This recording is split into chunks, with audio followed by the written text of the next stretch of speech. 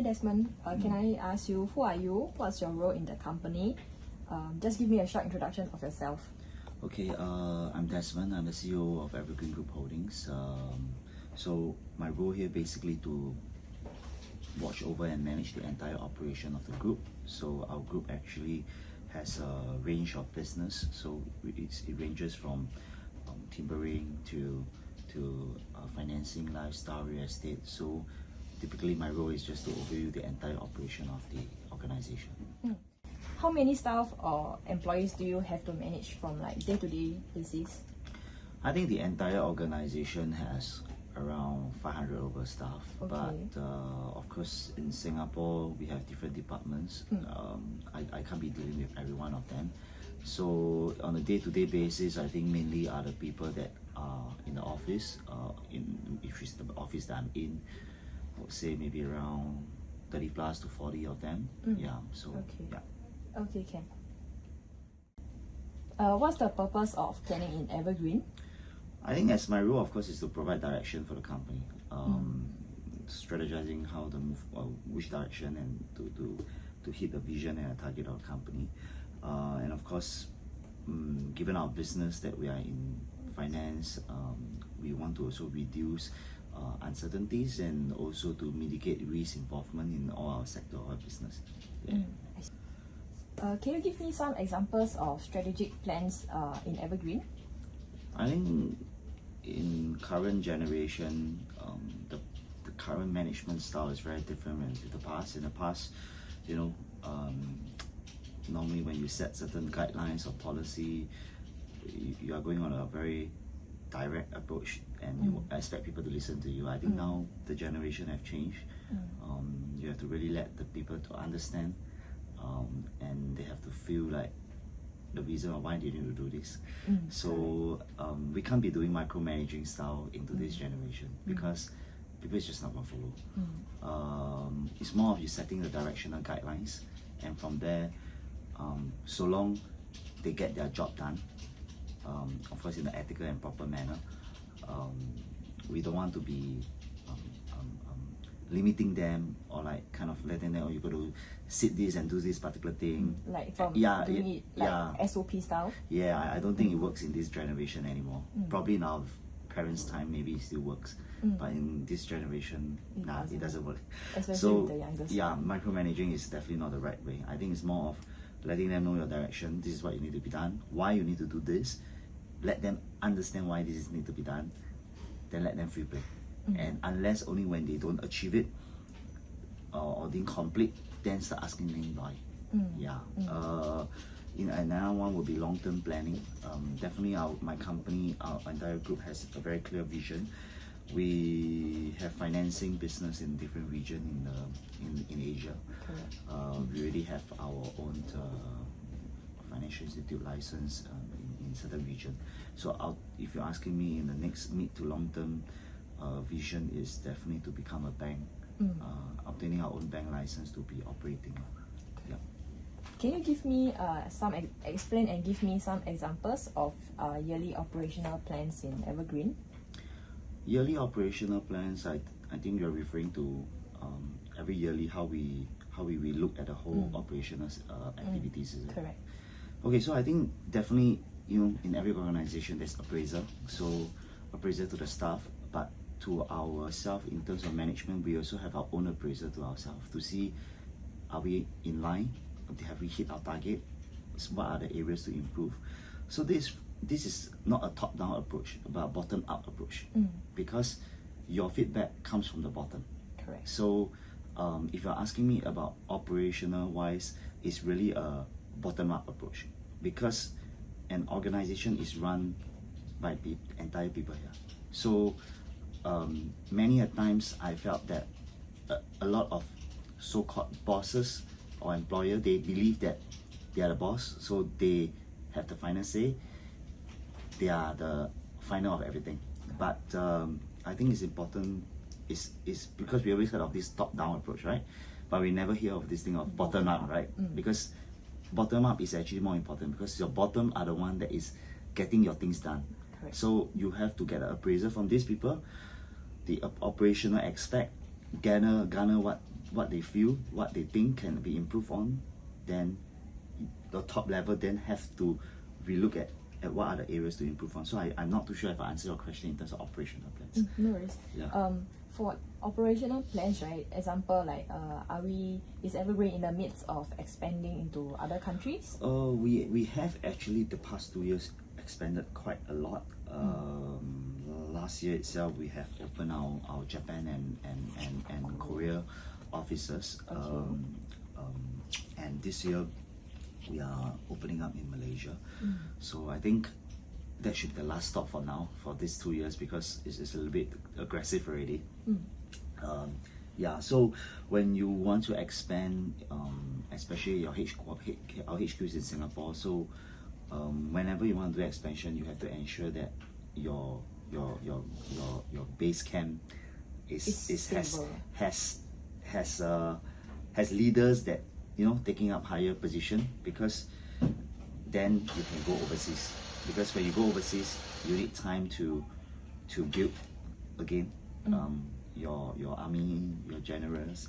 So I think operational wise is that you always have to have people to step up, to cover, to take on high responsibility before you can start expanding. Because if you just keep expanding and expanding when there's no foundation on the base that you're at yet, that could crumble down while you're opening up other market in your base. Can you describe yours or Evergreen's approaches in establishing goals? I think typically establishing goals, there's two main options lah. One is a traditional way. You set the goal, And then you all follow. better follow. And your next tier, and then your next tier, your next tier, then they talk to your next employees, or I would say subordinate. They will. It's very simple. If I'm going to ask you to eat something, and you do not know why you need to eat, the person would be eating for the sake of eating. So this approach is a very traditional way you do it. But in today's generation, times have changed, like I mentioned. You have to let them know why you need to eat this. This, what it would help you to gain or benefit you.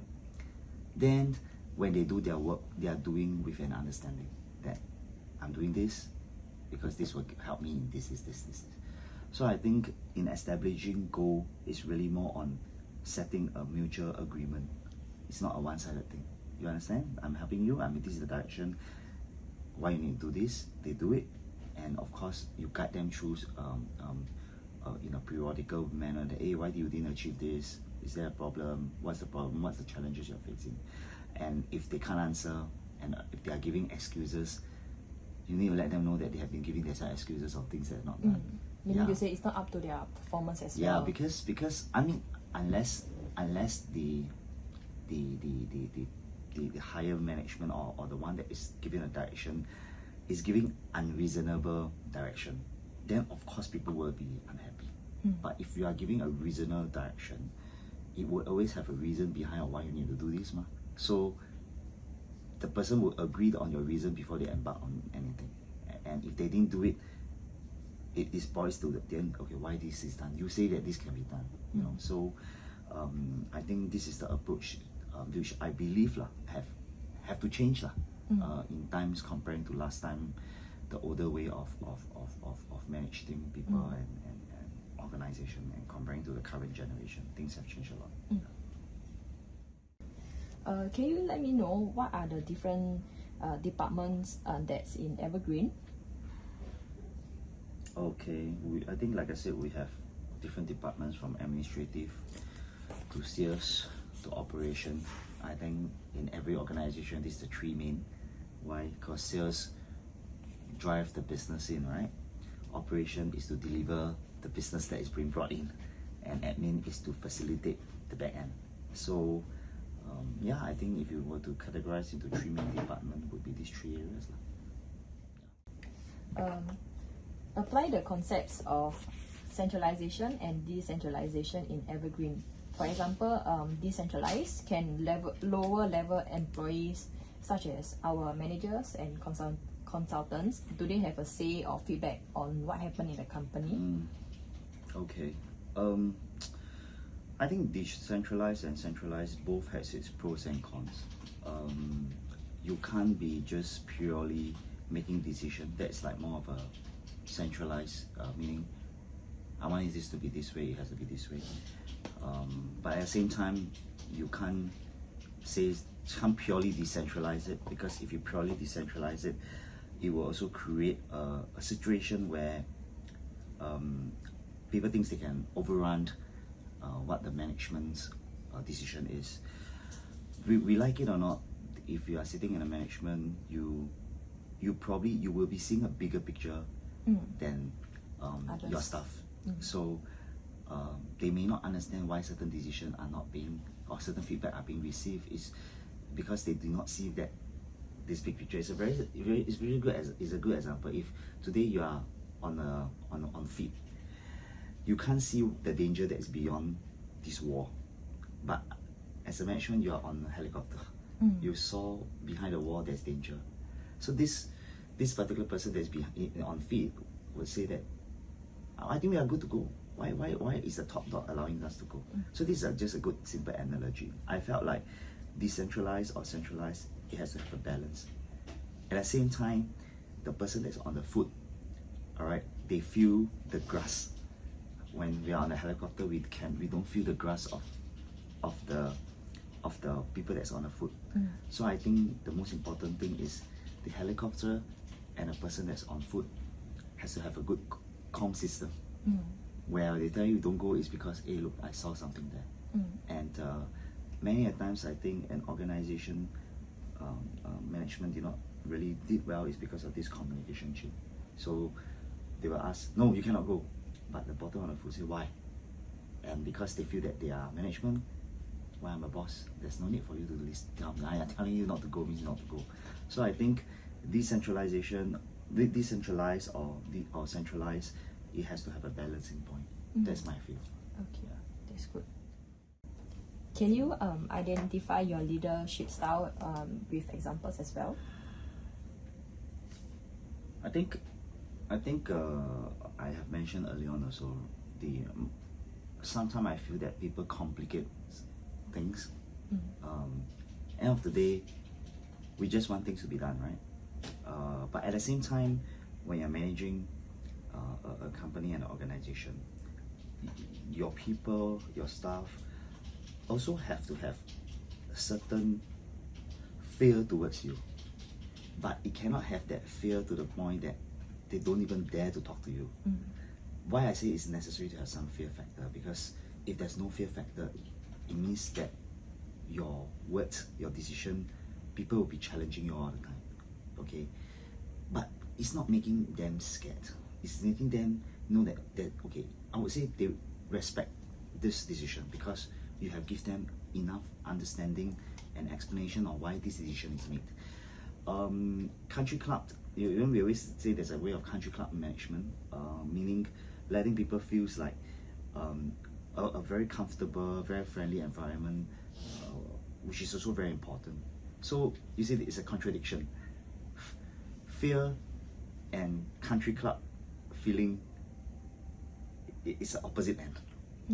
So again, end of the day, it's a balancing point. I use this term country club management as an example. In a country club, you feel prestigious, but at the same time, they set you with certain regulation that you can't do. Okay, so I just use the example, if you are a country club of a golf club, for example. When you play your golf, you make sure you cannot, you have to clear up the bunker, when the kind of stuff, you have to clean your shoe before you enter certain part of the area. These are fear regulation, but that doesn't mean it taken away the comfort of these people that is in the country club or the prestige feeling. So I don't know, I hope this has answered this. That's, I think, my style of management would be this approach that they have. But if you just imagine if you have a country club management with no fear factor or regulation inside, the country club would be in a mess. Everyone would feel happy. Everyone can do whatever it is. But the staff. It's the same thing. You enter even a club, let's say there is no restriction or the category of people to enter the club, then your club will become a gangster club that everyone will be fighting inside. Because there's no regulation, there's no fear. Wow, you give people happiness, what comfort, want to do what, but while we need people to feel home, good feeling, they also have to know that there's certain boundary. Hey, this one is cannot be done. So I think that would be my ideal approach of management. Leadership. Yeah. Okay. Also, you mentioned earlier that it's a balance of like getting the work done, environment-wise, staff-wise. Yeah. So I can say that it's also a middle of road management as well, because you have to balance. Everything is a balance lah. Everything is a balance lah. And also to maintain the morale of the employees at a satisfactory level. Because end of the day, The staff is the one who's working for you. Like for the company. in the organization, frankly speaking, like I told you, the 3 portion: sales, operation, administrative. People always ask which of these 3 departments which is most important. I would reply 3 is equally important, because without any of it, it will fail. You have sales, you have no proper operation, even you have good admin team, it will fail. If you have sales, you have good operation, you have no supportive or good administrative team, you will fail. So you can't live without any of it. I feel so balanced. Yeah. What is the source of your powers in leadership styles? Can you give me 2 and with examples as well? I think reward. You give. I mean, there's a very standard saying, right? You take care of your staff take care of your business. So if you, in a sales example, in a sales team, if you want to take more of the profit, and you became very not generous to the giving to your sales team, then they won't be that motivated to run. I think this is applicable in every department of it. And so reward is one. It is important. I think another key thing is to establish that to your people that you have the ability. So when I ask you to do something, I take an example. If I ask you to bring this amount of sales to the company, or to get this certain task done, you have to show to your guys that you can do it also, or you do it better than them. Else, people will always say, you ask us to do, you also cannot do, that kind of thing. So I think people fail to understand that by sitting at a high position in a company, people feel that it's good. It means that, all right, you are you just dedicate, you just, but it's wrong, because if you are at that position before, without that expertise, the experience, the knowledge, the people that you dedicate the job to will not follow through, because they will say that, what you know about us, what you know about. I just use it as another analogy. Typically, in a sport team, let's say a soccer team, a coach that used to be a player before would garner more respect, faster respect with a coach that has not played in that position before.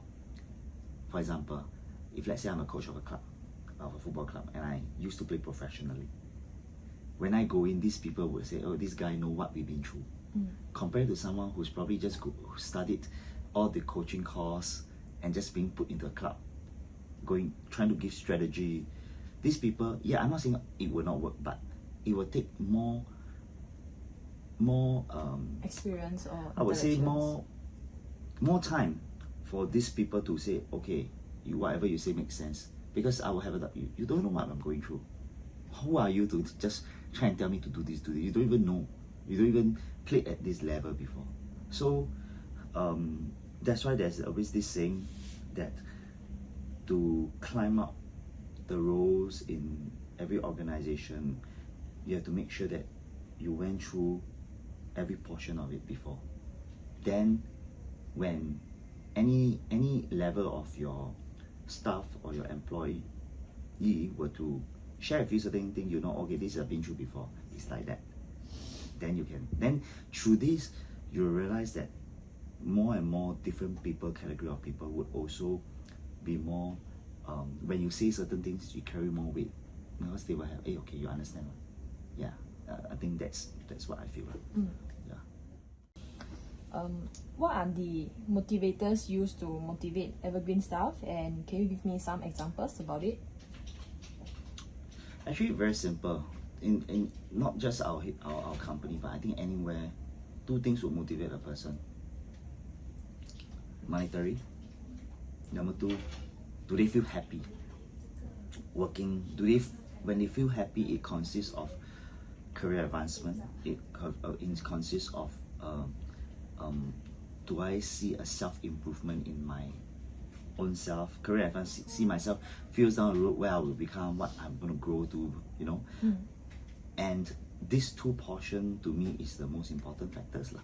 So in terms of achievement, it means growth in both monetary and career advancement. Yeah.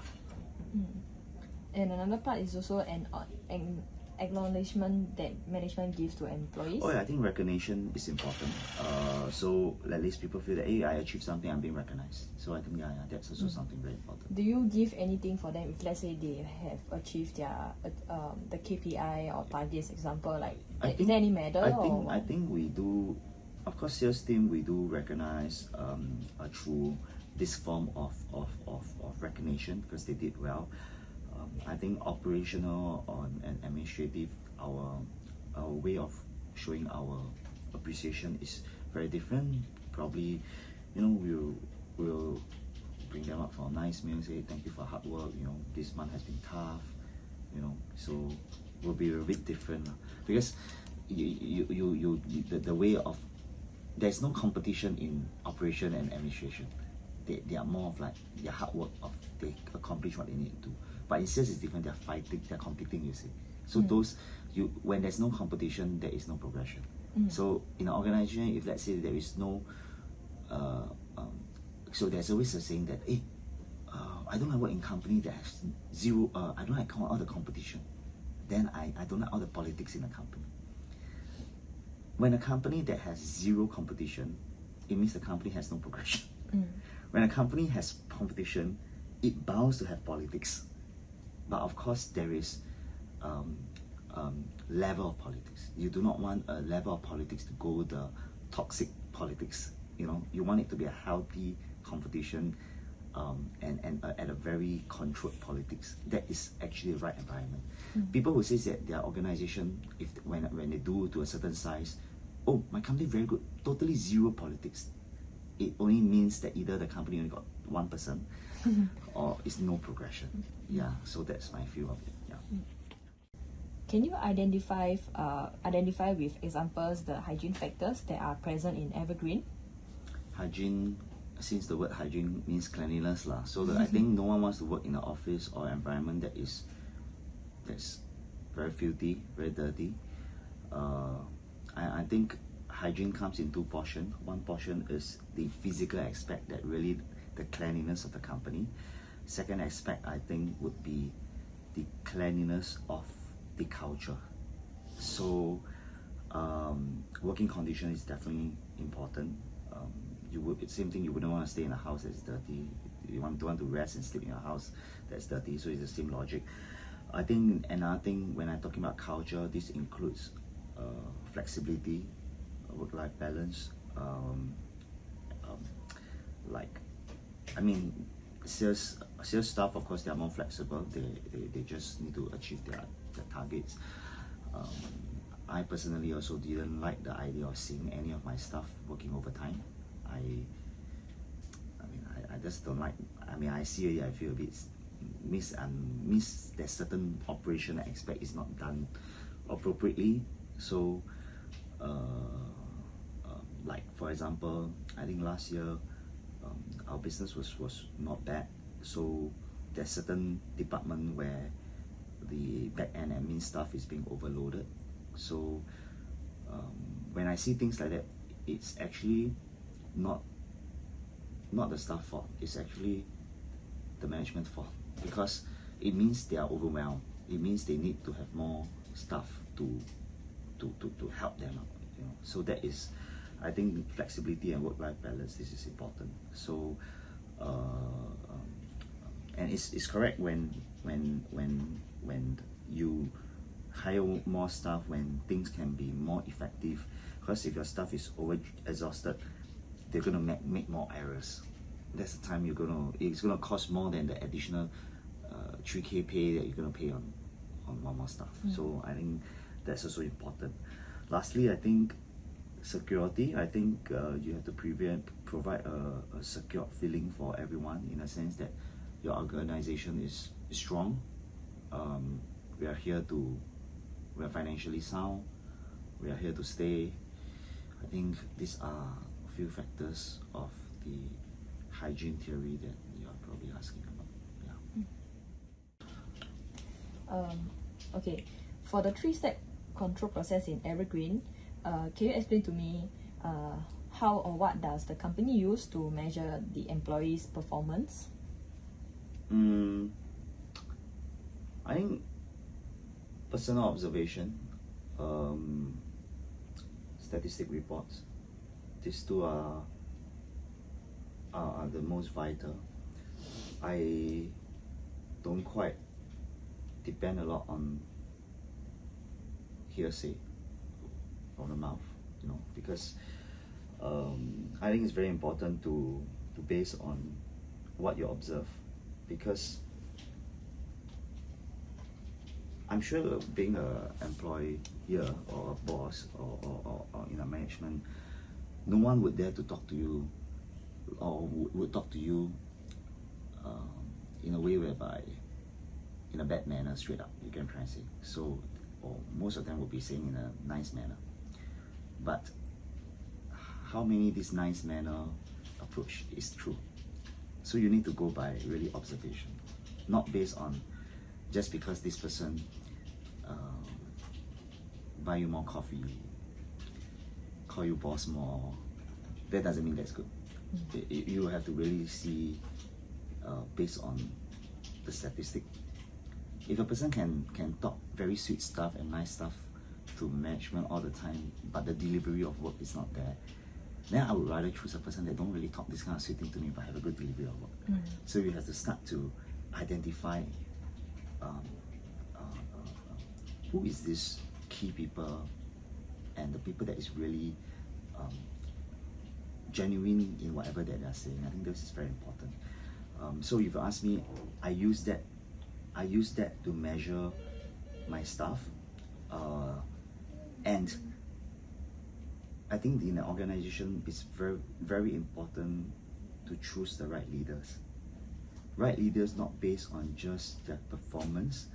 I choose my leaders based on who can handle success. Because a person who can't handle success, if he has great ability, he may tend to do things that are not ethical at some point of time.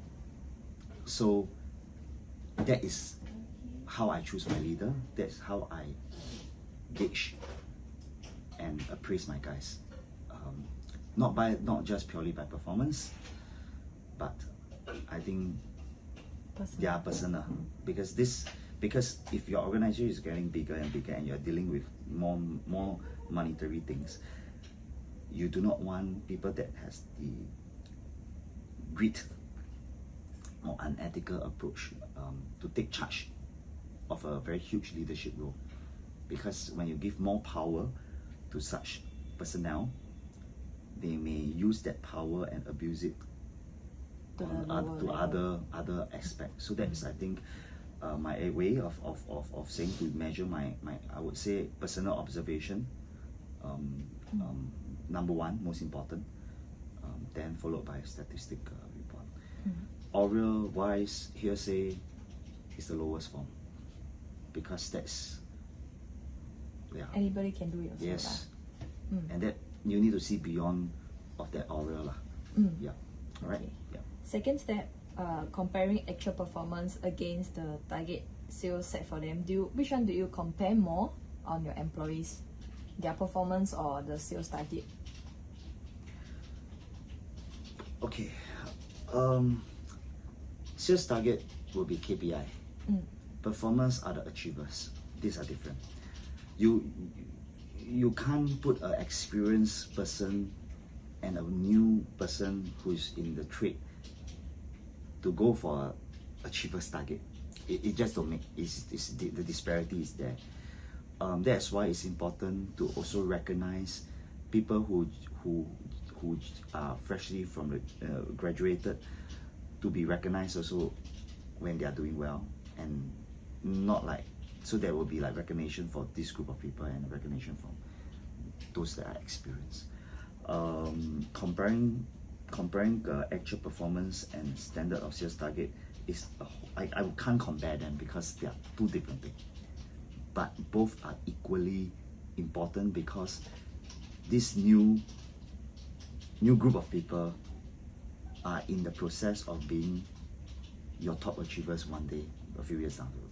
So you can't be, this is like your next generation. So you cannot, oh, this is more important, this is not important. So I think there's no comparison to it. What are the few actions that you take to correct your employees when they make mistake? Do you look at like why they make the mistake and then correcting them, or like you just correct the problem at once? Okay, so you see, in an organization, there'll be governance, right? There'll be regulation, there'll be policy, there'll be guidelines. So these guidelines should, everyone will make known what they can do and what they can't do, what they should do and what they can't do.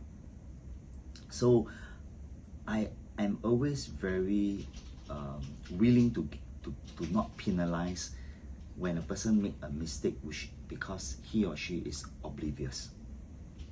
Very likely when you're new, when you're still learning,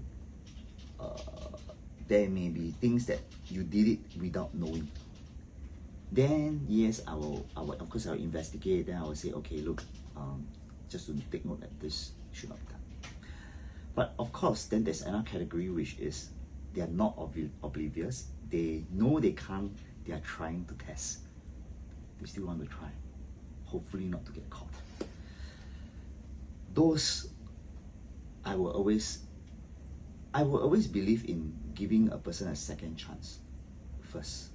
That's why, but when a person pushing the limit, then yeah, I will come in to implement certain penalty or demotion or termination, or yeah, it really depends on the severity of the situation, the mistakes that they make. Certain things is really is too ridiculous one, then out you go. Yeah. Okay. Yeah. But I would always go by the approach of looking at the situation first, case by case. Yeah.